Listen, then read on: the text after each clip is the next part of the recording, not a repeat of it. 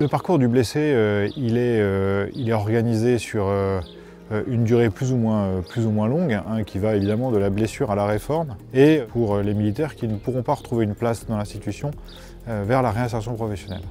Donc les stages de sport font partie inhérente de ce parcours du blessé, et ils s'inscrivent dans la durée, en coordination complète avec le service de santé des armées, puisque la reconstruction par le sport peut tout à fait commencer sur un plateau de MPR, de médecine physique de réadaptation, dans les hôpitaux d'instruction des armées. Les stages de sport se continuent ensuite, se poursuivent ou se commencent aux rencontres militaires blessures et sport qu'on organise tous les ans. Au mois de juin, sont ouverts à près de 80 blessés.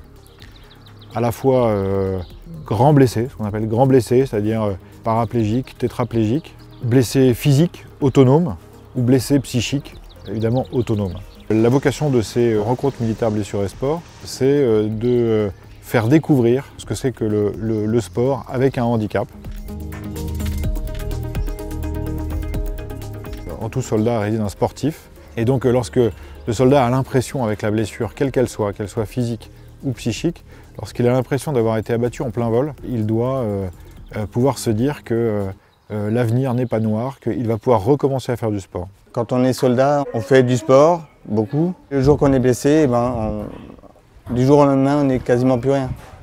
Et le fait de participer à ce genre de stage, ça rallume quelques lumières. Et donc c'est l'occasion pour le blessé psychique de sortir un peu de l'isolement dans lequel le place sa pathologie à domicile, de venir ici, donc parfois certains ont fait une longue route pour venir, et puis ils vont passer à peu près une semaine, et ce n'est pas une compétition, l'occasion c'est de découvrir des sports.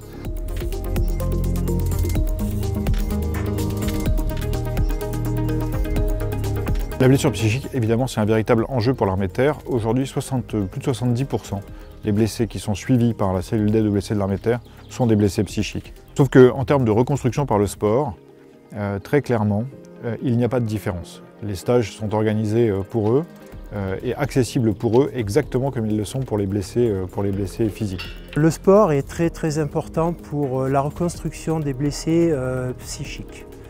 Voilà, ça leur permet de reprendre confiance en eux, de moins penser à tout ce qu'ils ont vécu et voilà, ça va atténuer un petit peu leur souffrance.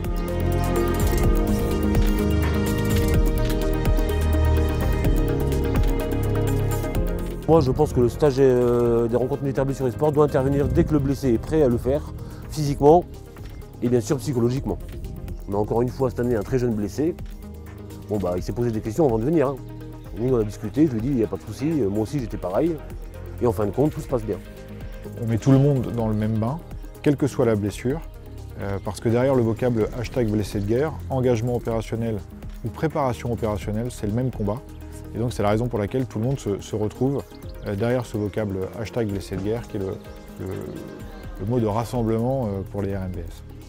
Le seul stage que la CABAT organise, qui est spécifique pour la blessure psychique, c'est le CREBAT, hein, qui est un stage RH, ressources humaines, spécifique pour entamer et définir une réinsertion professionnelle et qui permet à un blessé psychique d'arriver, en travaillant sur ses valeurs, sur ses compétences propres, sur ses ressources, à identifier un véritable parcours professionnel pour la suite.